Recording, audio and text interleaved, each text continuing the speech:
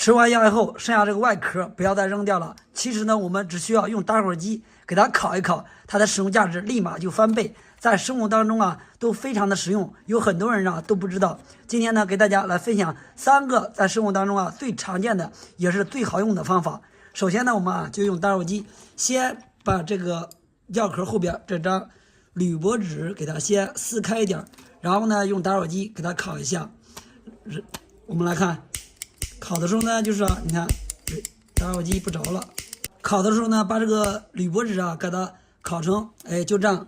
微微有点发黑就可以了，烤成这样，然后呢可以把它给撕下来。我们先看一下第一种它的使用方法。假如呢家里的钟表或者是遥控器时间长了以后，上面这个弹簧啊都锈断了，然后在装上电池的时候呢比较松动，没有办法使用。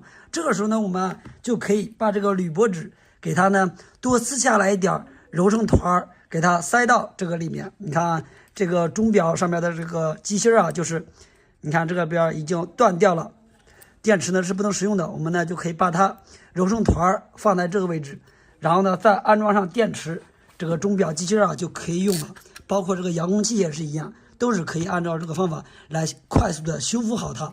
这是第一个最好用的，也是最常见的使用方法。给大家再分享第二种方法啊，就是你看像家里的遥控器呢，用的时间长了以后会出现某个按键不能使用。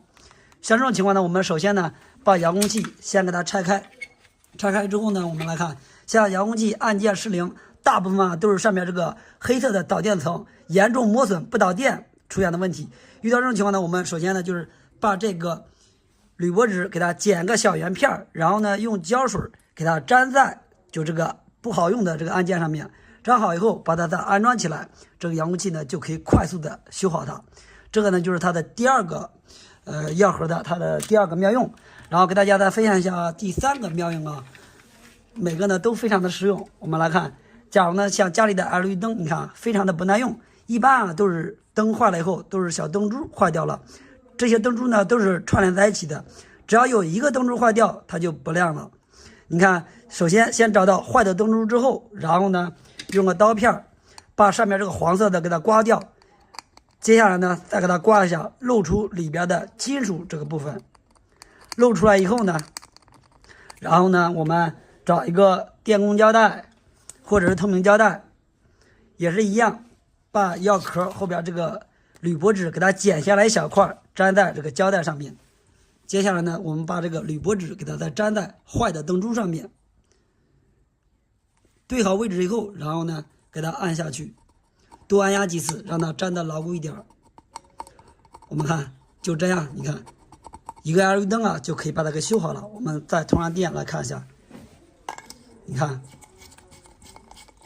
怎么样呢？你看这个灯就修好了，是不是？修灯还是修遥控器都非常的好用啊。